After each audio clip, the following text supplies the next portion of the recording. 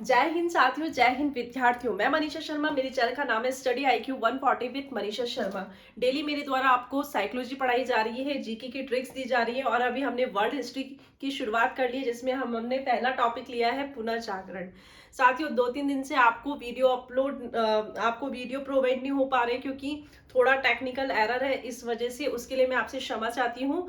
कोशिश ये रहेगी कि आपको वीडियो मतलब टाइम टू टाइम मिल सके, लेकिन कुछ टेक्निकल एरर की वजह से वीडियो आप तक नहीं पहुंच पा रहे हैं।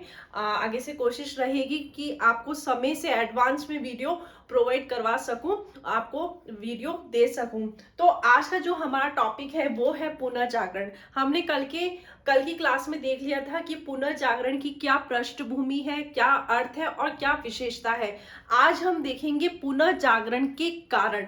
साथियों, विद्यार्थियों, पुनः जागरण के कारण वेरी वेरी इंपॉर्टेंट है, क्योंकि पुनः जागरण के कारण पता होगा तो आपको पूरा पुनः जागरण का जो टॉपिक है वो समझ में आएगा, क्यों पुनः जागरण की शुरुआत हुई। तो कारण बहुत इंपॉर्टेंट है। तो हम एक एक कारण को देखेंगे। कारण कारण में है आपका पहला जो कारण है कस्तुनतुनिया पर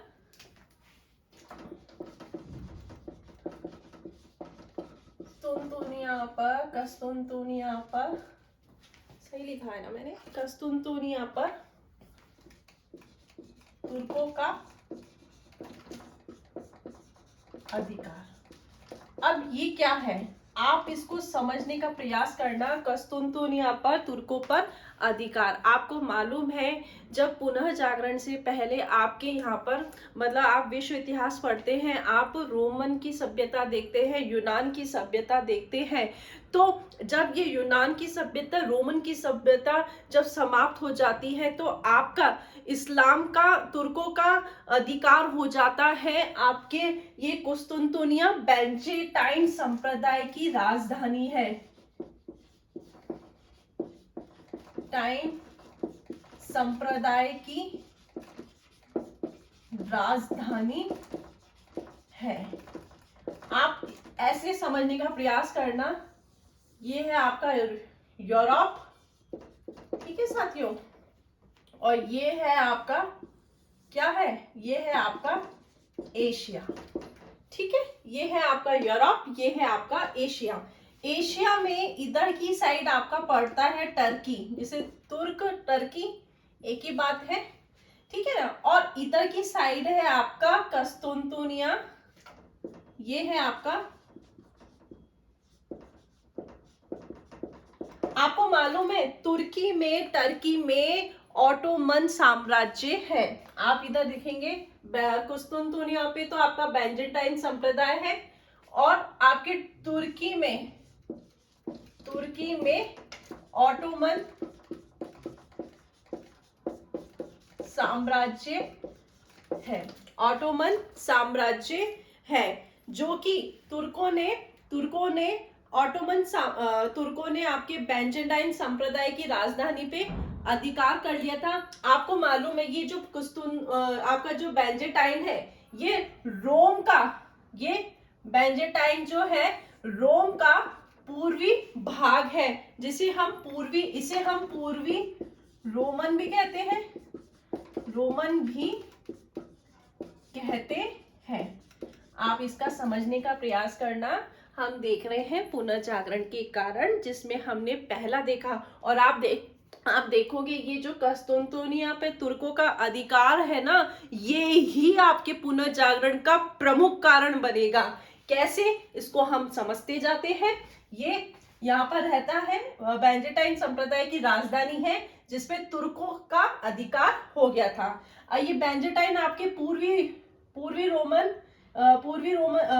का पूर्वी भाग है, इसलिए इसे पूर्वी रोमन भी कहते हैं। आप देखोगे, जब ये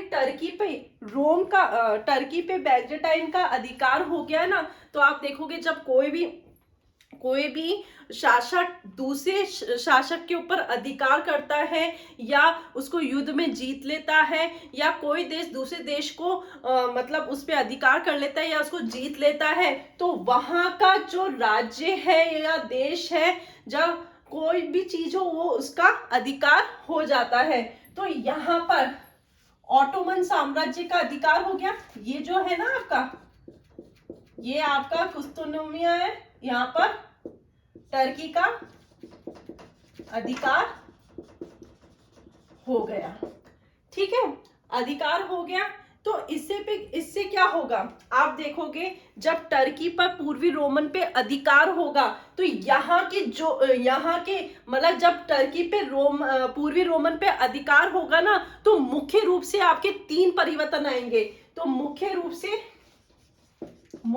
से 3 परिवर्तन आएंगे। आप देखोगे, क्या देखोगे कि आप देखोगे कि पूर्वी संस्कृति वह पश्चिमी संस्कृति का, पूर्वी संस्कृति और पश्चिमी संस्कृति का आपस में संपर्क में आएंगे, आपस में संपर्क में आएंगे। पूर्वी संस्कृति और पश्चिमी संस्कृति के बीच संपर्क होंगे, संपर्क होगा, जिससे नवीन विचार उत्पन्न होंगे। कैसे? जब एक देश या एक शासक दूसरे देश या दूसरे शासक पे अधिकार करता है तो वो अपना वहां पर कब्जा करने लग जाता है, अधिकार करने लग जाता है। तो ये टर्की आपकी बैजेंटाइन संप्रदाय पे जब अपना कब्जा करता है, अधिकार करता है, तो जाहिर सी बात है यहाँ के जो लोग रहते हैं और यहाँ के जो लोग रहते हैं आपस में एक दूसरे का संपर्क होगा। तो संपर्क होने से क्या होगा कि नवीन विचार उत्पन्न होगी। दूसरा परिवर्तन क्या हुआ साथियों? दूसरा परिवर्तन ये हुआ कि यहाँ पर टर्की पे ऑटोमन साम्राज्य था। ऑटोमन साम्राज्य का इतना अत्याचार हो रहा था कि यहाँ के जो रहने वाले बुद्धिजीवी थे उन अत्याचारों को सहन नहीं कर पाए और उनके अत्याचारों से बचने के लिए ये कहाँ चल गए?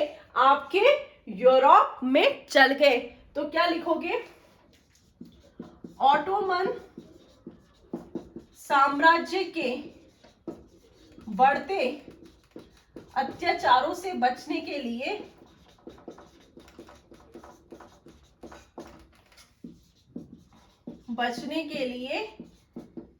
बुद्धिजीवी यूरोप गए। इसका एक एग्जाम्पल देखती हूं मैं। जब यूरोप में अत्याचार बढ़ रहा था, यूरोप में बहुत ज्यादा मतलब क्रूरता फैल रही थी, तब यूरोप के बुद्धिजीवी भी आपके अमेरिका चल गए और अमेरिका जाके वहां के मतलब यूरोप के जो बुद्धिजीवी है अमेरिका में रहते हुए अपने विचार दिए, जिससे वहां के लोगों में, अमेरिका के लोगों में मतलब अपने स्वतंत्रता के प्रति भावना उत्पन्न हुई, जिससे ही अमेरिका में क्रांति हुई और अमेरिका स्वतंत्र हुआ। ऐसे ही यहाँ के जो बुद्धिजीवी यूरोप में आए, आप देख लेना, बुद्धिजीवी चाहे किसी भी देश के हो, वो बड़े शांति प्रिय होते हैं, उनकी विचारधारा बहुत ही अच्छी होती है, जनता के प्रति हित में होती है, नागरिक के हित में होती है।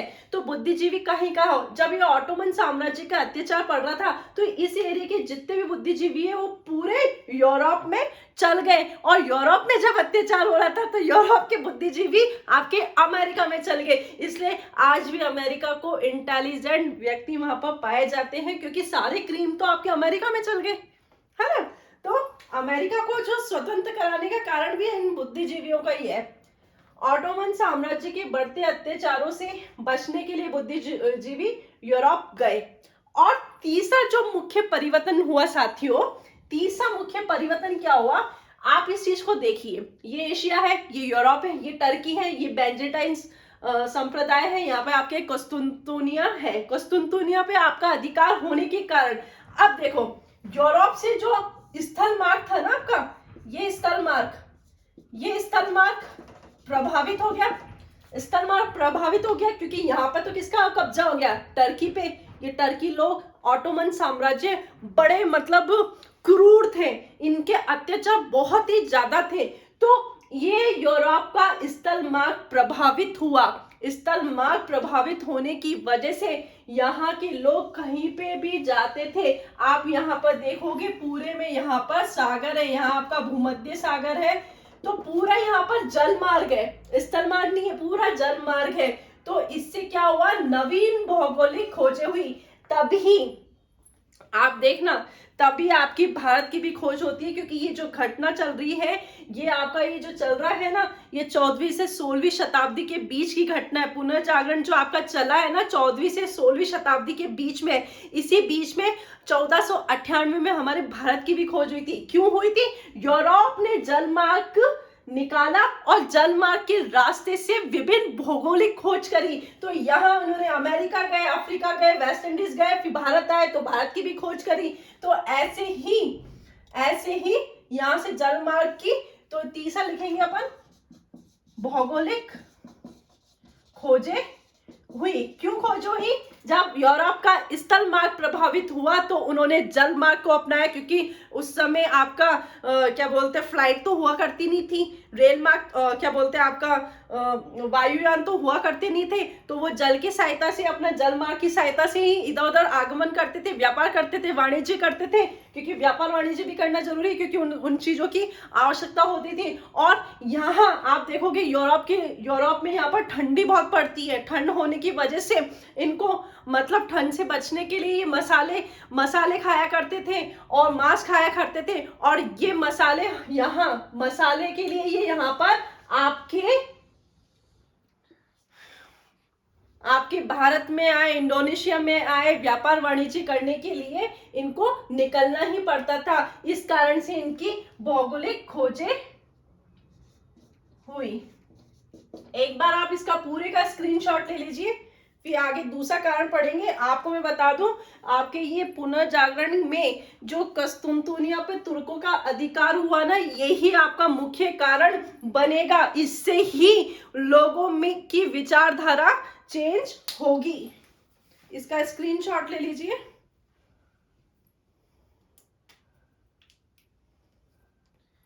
ठीक है, दूसरा कारण हम देखेंगे।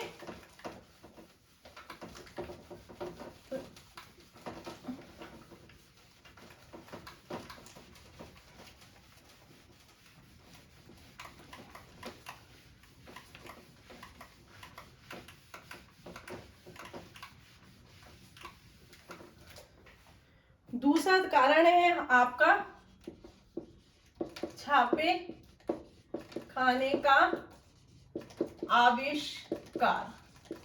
देखो, छापे खाने का आविष्कार क्यों पुनर्जागरण का मेन कारण बना? आपको मालूम है कि जनता जो है आपके चर्च के जो अत्याचार है उनसे परेशान हो चुकी थी। चर्च जो मनमाना कर लेती थी जनता से, धर्म का हवाला देती थी कि आपको ऐसा करना चाहिए। क्यों?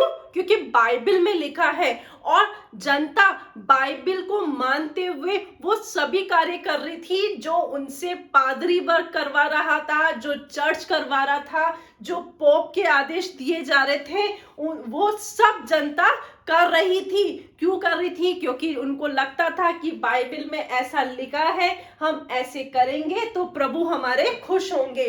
तो जनता को बाइबल का ज्ञान नहीं था, जनता को, क्योंकि जनता के पास बाइबल नहीं थी, क्योंकि कम ही मात्रा में थी, और जो कम मात्रा में थी वो आपके जो विद्वान थे या चर्च या पादरी इनके पास हुआ करती थी। और इतनी प्रतिलिपि नहीं होने की वजह से जनता तक वो जो सत्य थी, वो सत्य बातें थी, वो वहां तक उन तक पहुंच नहीं पा रही थी। तो ऐसे में क्या हुआ कि छापे खाने का आविष्कार हुआ। अब ये छापे खाने का आविष्कार किसने किया? आपका एक नाम आता है जॉन गुटरबर्ग।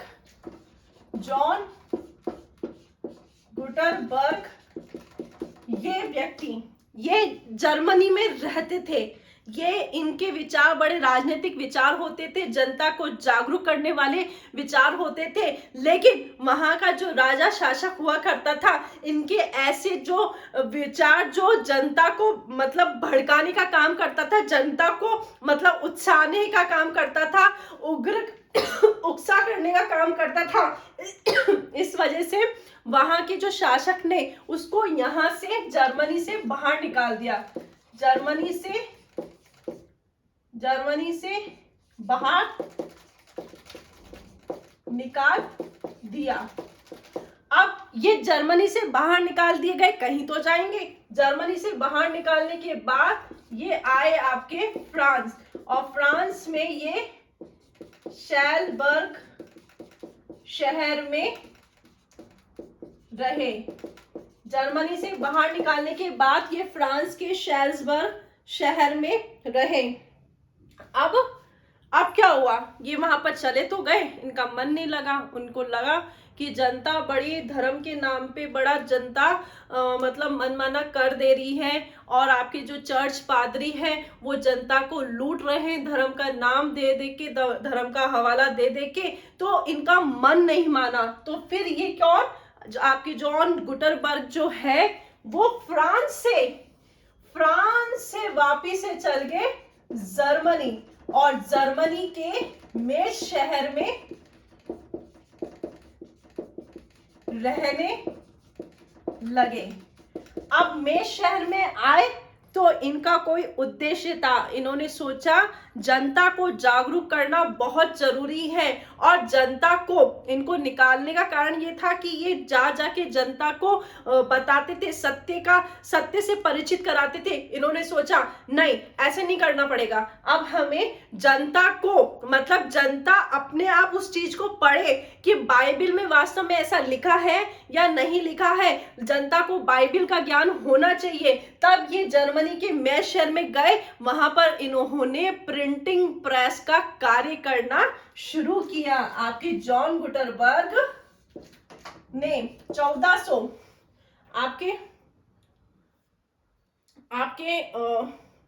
इन्होंने यहां आ जाते और प्रिंटिंग प्रेस का कार्य करना शुरू किया। फिर आप देखोगे इन्होंने प्रिंटिंग प्रेस का कार्य करना शुरू किया। बाद में ये 1454 में प्रिंटिंग प्रेस की स्थापना कर देते हैं। ये आपके जॉन गुटनबर्ग है, 1454 में प्रिंटिंग प्रेस की स्थापना करते हैं। इसके पीछे इनका उद्देश्य ये था कि जनता को सत्य की जानकारी हो, जनता को चर्च की जानकारी हो, जनता को बाइबल की जानकारी हो, जनता को बाइबल में लिखे हुए सभी बातों की जानकारी हो, ये इनका मुख्य उद्देश्य था। आप देखोगे जो आपकी जो लेखन है वो तो आपके चीन ने उसका आविष्कार किया, लेकिन जो आपका मुद्रण है, मुद्रण का आविष्कार आपके जॉन गुटनबर्ग ने, जो कि जर्मनी ने इसका आविष्कार किया है। इसीलिए एक आपके इतिहासकार हुए हैं विल ड्यूरा ने कहा है लेखन के बाद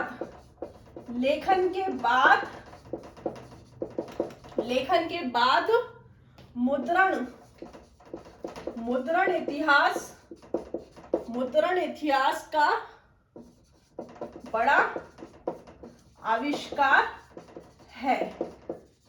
ये आपके इतिहासकार हुए हैं विल ड्यूरा। उन्होंने कहा है कि लेखन के बाद आपके मुद्रण इतिहास का बड़ा योगदान है, मुद्रण इतिहास का बड़ा आविष्कार मानते हैं। अब आप देखोगे, अब ये जॉन गुटनबर्ग ने प्रिंटिंग प्रेस की स्थापना कर दी, तो अब ये क्या करेगा, दो बुक लिखेगा।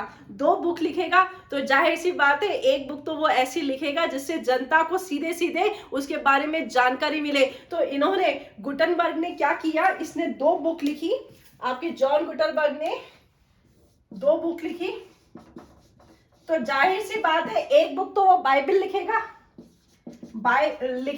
छापेगा, बाइबल को छापता है, और ये बाइबल को छापता है और इसकी कीमत बड़ी कम रखता है। और ये इसलिए इसकी कीमत कम रखता है ताकि जनता तक वो बाइबल पहुंच सके, जनता को उसके ज्ञान के बारे में पता चले, बाइबल में जो लिखी हुई बातें हैं उनके बारे में पता चले। चर्च और पादरी पॉप जो धर्म का हवाला देते देते जनता को जो लूट रहे थे उसके बारे में उनको पता चले कि वास्तव में बाइबल में ये सब बातें हैं या नहीं है। तो इन्होंने पहली बुक छापी है, बाइबल को छापता है और कम कीमत में बाजार में बांट देता है, लिखता नहीं है, सॉरी, छापता है। बाइबल को छापता है, जो कि वो आपकी जो बाइबल जो ओल्ड टेस्टामेंट है उसको छापता है। दूसरा है आपकी 31 लाइन की इंडलजेंस की बुक छापता है। इसके बारे में जो कि आपके किसके बारे में, निकोलस फिफ्थ के बारे में है, जो कि आपके इसके निकोलस फिफ्थ के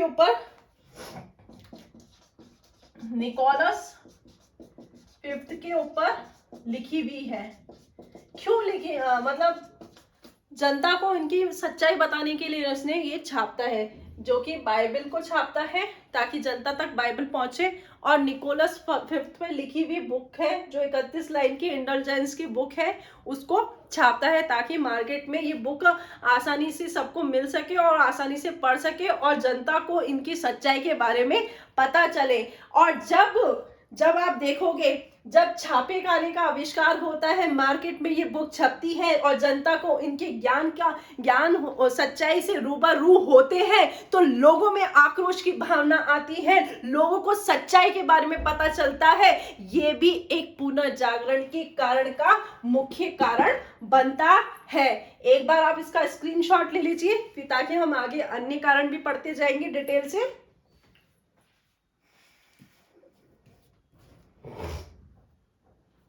ठीक है साथियों,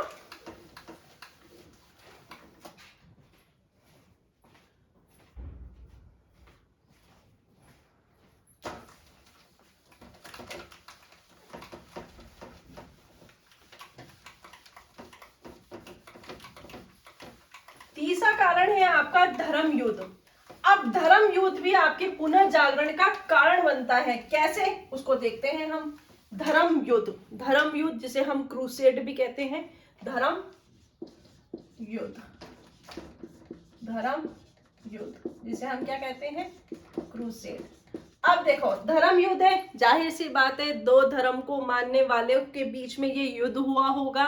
तो ये आपके युद्ध किस किस के बीच में हुआ था, तो ये युद्ध हुआ था आपके इस्लाम वर्सेस ईसाई।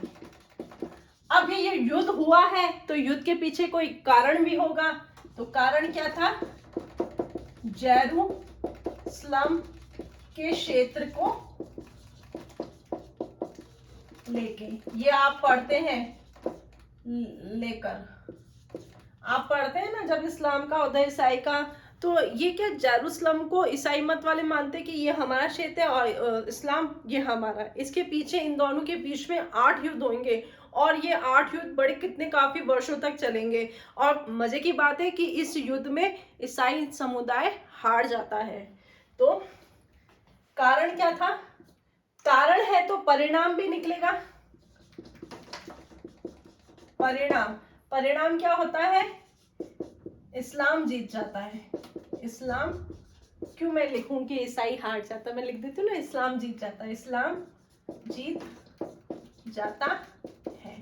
ठीक है साथियों, परिणाम ये था, इस्लाम जीत जाता है। जब इस्लाम, और ये युद्ध कब तक चला है, ये युद्ध चला है आपके 1096 से 1273 तक 8 युद्ध होंगे जिसमें आपका ये इस्लाम जीत जाता है। इससे क्या हुआ, इससे ये हुआ यूरोपियन, मतलब इससे ये हुआ आपके, इससे ईसाई धर्म हारा तो चर्च की प्रतिष्ठा में कमी आई। देखो प्रतिष्ठा में कमी कैसे आई, क्योंकि उससे पहले आपके जो मतलब जो ईसाई मत को मानने वाले लोग थे, ईसाई जो मतलब चर्च की बातें हैं, जनता उन पे विश्वास करती थी। हाँ भाई, ये बाइबल में लिखा है और प्रभु के दिए गए आदेश है, प्रभु ने ऐसे कहा है, जो कि चर्च के द्वारा हम कर रहे हैं। जब आप देखते हैं जब युद्ध होता है और युद्ध में जब ईसाई हार जाता है, तो ईसाई समुदाय हार जाता है, तो इसमें जनता में चर्च के प्रति विश्वास में कमी आती है, इससे चर्च की प्रतिष्ठा में कमी आती है। फिर क्या देखेंगे आपको मालूम है ये आपका यूरोप है, ये आपका एशिया है। आपको पता है यहाँ जो एरिया है वो आपका इस्लाम का एरिया है पूरा, ठीक है। जब कोई देश जीता है दूसरे देश पर, तो उस देश पे अपना अधिकार करता है, उस पे अपने विचार थोपता है, उस पे अपना प्रभुत्व जमाने की कोशिश करता है। तो आप देखोगे एशियन संस्कृति और यूरोपियन संस्कृति के विचारों में संपर्क होगा, एक दूसरे को मतलब एक दूसरे के विचार एक दूसरे मतलब आप भी देखोगे यूरोपियन संस्कृति का और एशियन संस्कृति के संपर्क होगा। ये एशियन संस्कृति है, ये आपकी यूरोपियन संस्कृति है। तो दोनों संस्कृति का संपर्क में आएगी आपकी एशियन संस्कृति, वह यूरोपियन संस्कृति संपर्क में आती है। देखो संपर्क में कैसे आती है, आज हमारे देश पे किसी का कब्जा हो जाए तो जनता, वहां के नागरिक तो वहीं रहेंगे ना, भले राजा कोई भी हो जाए, प्रधानमंत्री कोई भी हो जाए, जनता तो वहीं रहती है। तो वहां से कुछ जनता भी आती है और वहां पे रहने वाले ऑलरेडी जनता भी होती है, तो आपस में रहते हैं, बातचीत भी होते हैं, भले लड़ाई तनाव रहता होगा, लेकिन एक टाइम आता है कि जब हम उनकी अच्छी बातें भी सुनते हैं, बुरी बातें भी सुनते हैं, अच्छी बातों को भी सीखते हैं, बुरी बातों को दूर करते हैं। तो क्या होगा, एशियन संस्कृति और यूरोपियन संस्कृति का संपर्क आएगा, जिससे हमें 3 चीजों की जानकारी मिलती है। एशियन संस्कृति से यूरोपियन को 3 चीजों की जानकारी मिलती है। तो आप वो लिखोगे, वो 3 चीजें क्या है। यूरोपियन संस्कृति से संपर्क हुआ संस्कृति में एशियन संस्कृति व यूरोपियन संस्कृति का संपर्क हुआ,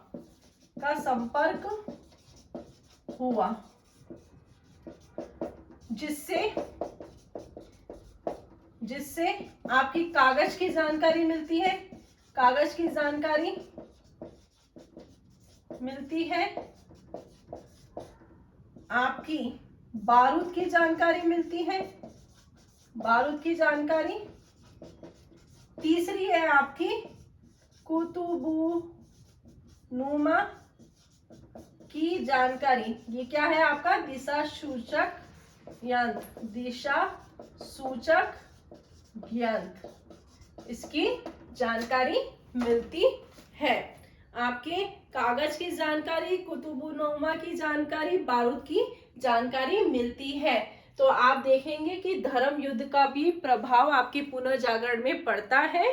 तो आप एक बार इसका स्क्रीनशॉट ले लीजिए। आगे हम देखते हैं नेक्स्ट कारण।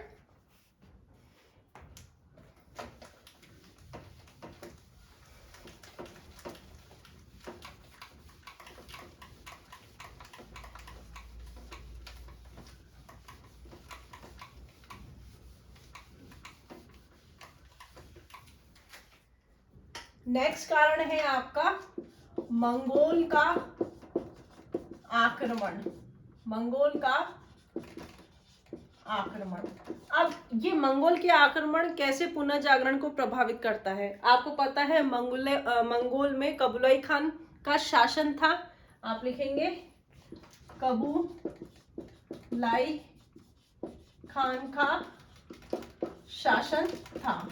जैसे अपना अकबर था ना, अकबर को अपने दरबार में विद्वानों को रखने का शौक था ना, ऐसे ही कुबलाई खान को भी अपने दरबार में विद्वानों को रखने का शौक था। तो इसने दरबार में विद्वानों को या बुद्धिजीवी को आश्रय दे रखा था।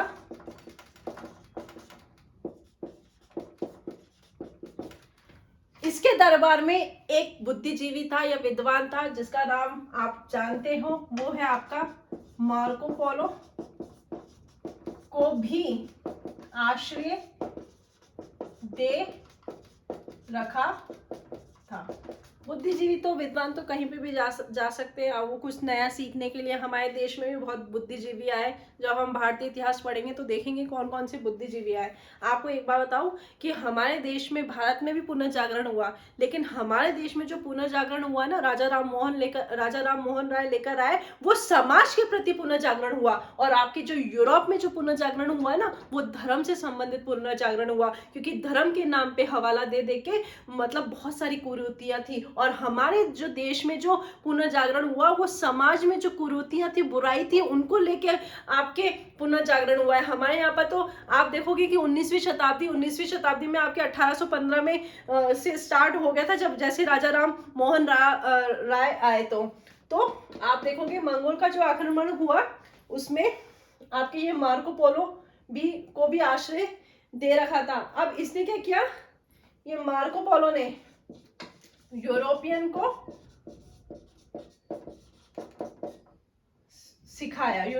सिखाया, जो इसने सीखा था ना यहाँ से, वो सब उसने यूरोपियन को सिखाया। ये भी एक कारण है। आगे जो अन्य कारण देखेंगे वो आपके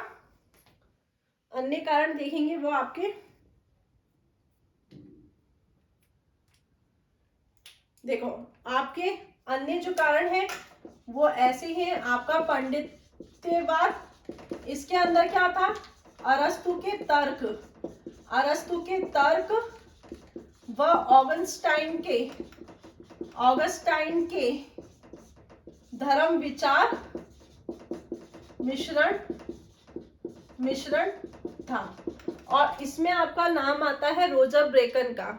तो रोजन ब्रेकन भी इसी संप्रदाय को मानने वाला था, और उस समय रोजन ब्रेकन था। और ये पंडित्यवाद में भी जब लोगों तक इसके बारे में पता चला, अरस्तु के तर्क की बातें पता चला, ऑगस्टाइन के धर्म के विचार के बारे में पता चला, इससे भी जनता जागरूक हुई। धर्म विचार का मिश्रण था। इसमें आपके रोजर ब्रेकन आ जाते हैं, इसी संप्रदाय के हो सकते हैं आप।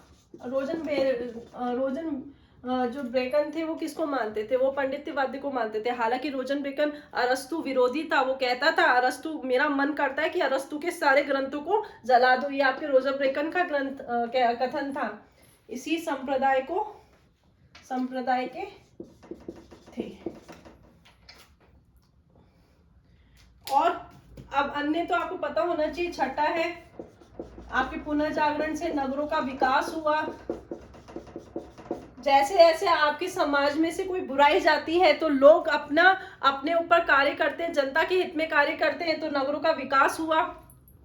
नगरों का विकास, मध्यम वर्ग का उदय होगा, क्योंकि यही सबसे ज्यादा शोषित था। बाद में विकास भी इन्हीं का सबसे ज्यादा होगा। सामंतवाद खत्म हुआ।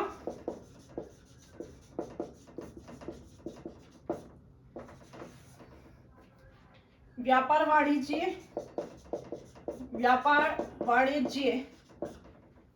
वाणिज्य बढ़ना। और 10वां है आपकी भौगोलिक खोजें। तो ये थे आपके पुनर्जागरण के कारण। पुनर्जागरण के कारण आपको पता होना चाहिए। इसमें से आपके एग्जाम में क्वेश्चन आ जाता है। चाहे आप किसी भी एग्जाम को देने वाले विद्यार्थी हो, चाहे आईएएस हो, आरएस हो, आपके हिस्ट्री के पीजीटी के जितने भी एग्जाम है, KVS, NVS, school lecturer, college lecturer, वो इन सब में ये आपका पुनर्जागरण का टॉपिक है। ये कारण मैंने आपको बहुत ही अच्छे से समझा दिया है। आज की क्लास, इसका पहले आप स्क्रीनशॉट ले लीजिए। ये मैंने आपको मुख्य बातें बताई दी है कि पुनर्जागरण के कारण और कैसे ये प्रभावित हुए, और उसके बाद कैसे आप देखोगे कि पुनर्जागरण हुआ तो उसके बाद क्या हुआ, है ना। तो ये आज की क्लास हमारी यहीं समाप्त होती है। साथियों, आपकी क्लास डेली ली जाएगी। कभी कभार अगर कोई टेक्निकल इशू आ जाता है तो क्लास मतलब में थोड़ा सा गैप आ सकता है, लेकिन ऐसा नहीं है कि मैं क्लास नहीं लूंगी। बस ये है कि थोड़ा सा गैप आने की वजह से क्लास में थोड़ा डिस्टरबेंस हो जाता है। मैंने अगर आपको बोला है कि वर्ल्ड हिस्ट्री और इंडियन हिस्ट्री पढ़ाऊंगी, तो मैं डेफिनेटली आपको पूरा कंप्लीट सिलेबस पढ़ाऊंगी। हमारा जो वर्ल्ड हिस्ट्री चल रहा है वो कंटिन्यू आपको बारीकी से पढ़ाया जाएगा। ऐसे आपको इंडियन हिस्ट्री पढ़ाया जाएगा। इंडियन हिस्ट्री अभी थोड़ा सा टेक्निकल इशू की वजह से मैं इंडियन हिस्ट्री की क्लासेस अपलोड नहीं कर पा रही हूँ, और आपको मंडे से कंटिन्यू आपको इंडियन हिस्ट्री की क्लासेस भी मिलेगी। और वर्ल्ड हिस्ट्री तो हमारा चल ही रहा है, साथ में हमारा साइकोलॉजी भी चल रहा है, और डेली मेरे द्वारा जीके की ट्रिक्स भी दी जाती है। आप मेरे साथ ज्यादा से ज्यादा जुड़िए। आप मेरे चैनल को ज्यादा से ज्यादा लाइक कीजिए, सब्सक्राइब कीजिए, क्योंकि आप ही के द्वारा मुझे मोटिवेशन मिलता है कि मुझे कितना अच्छा पढ़ाना है। तो जय हिंद साथियों, जय हिंद विद्यार्थियों, धन्यवाद।